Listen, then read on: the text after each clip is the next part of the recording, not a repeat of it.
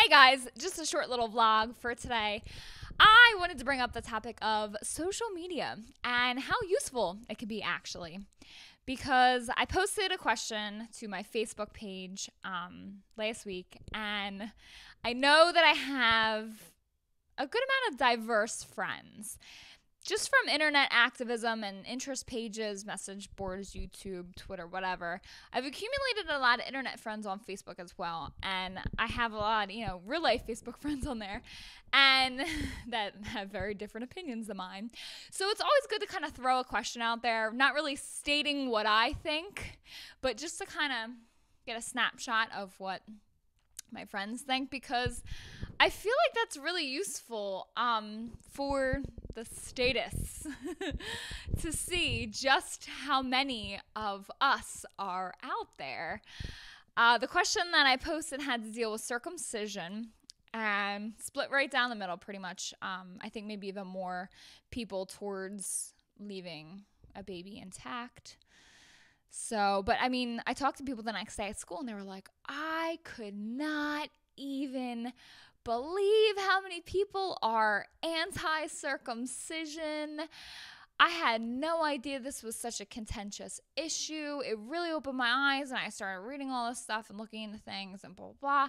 Like, I had no idea people cared that much or thought about it or had such strong opinions. And I just think that it's so useful to do little exercises like that on social media, especially where you can see other people's responses and thoughts and are able to engage with each other. Some riots broke out, mini ones within the posts. People got a little heated, and people can be so cruel and disgusting. Like, people say disgusting things on the internet. People that I know personally and people that I don't know personally. It's quite eye-opening the way we choose to speak to one another, even if it's just behind a keyboard. People have no shame, and it's really, but I mean, that's a little lesson in humanity too. So I definitely love doing that. Sometimes I'll chime in with my own opinion in the thread, or sometimes I'll just post something, that blatantly says my opinion, because I don't know, I feel like we need to do that. I was talking to someone else that kind of has the same view of natural parenting as I do, or like crunchy parenting, whatever you want to call it. And she's like, I just don't even talk to people about this because they don't understand and they don't want to. And I was like thinking, no, because I want to put stuff out there because people have to hear the counter information first from somewhere.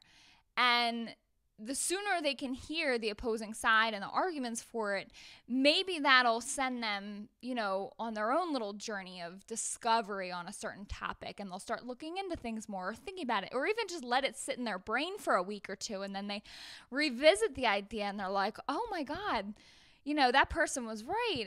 And they come across some research, or they come across some people that also think the same thing.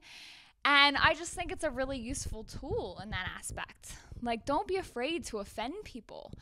Don't be afraid that, just because we've done things a certain way for decades and generations, don't be afraid to present new ideas or research. That's how progress is made. We can't be so concerned with, oh my God, what's my coworker going to think? Or what's my family member going to think? Or what's my neighbor going to think?